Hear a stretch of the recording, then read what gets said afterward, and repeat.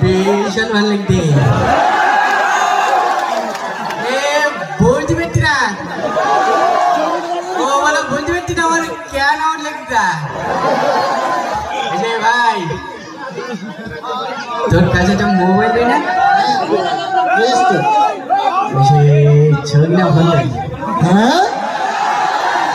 বলি কি ওই ছবি তুলি ভাজ কাটির মধ্যে পাঠিয়ে দিতি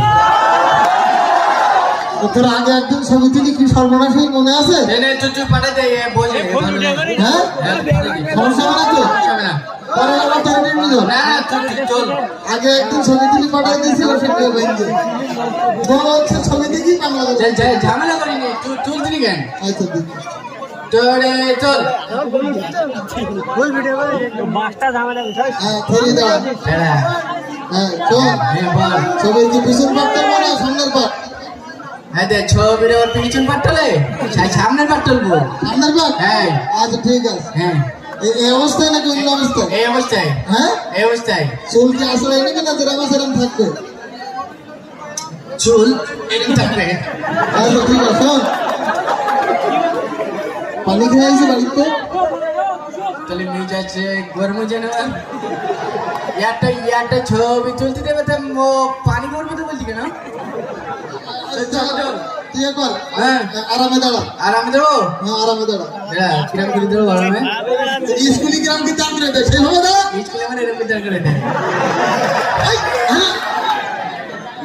স্কুলে আমার প্রতিদিন আমার বেঞ্চের পর গান ধরে করে দেয় আমার আরে আরামে দাঁড়া কায়দা সম্মান করে এইভাবে দাঁড়া নেই দাদা ওই দিনে তো বলে এক হাতে সুগার দিন হ্যাঁ এক পাও সুগার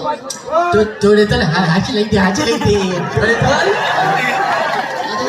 এক পাও সুগার কোন বা এক পাও সুগার আচ্ছা হ্যাঁ বাম্পাটাও সুগার দে একসাথে দুটো সুগার একসাথে দু উঁচু করে যাই তুই আমার পা মনে করছি না তুই তোর ছবি দিল না তোর তুই যা বল অবস্থা হয়েছে হ্যাঁ বলছে বাদাম দিতে এখন আর বাদাম কেন চেয়ারে চেয়ারে বানাচ্ছি না আমি ওই ছয় দেড়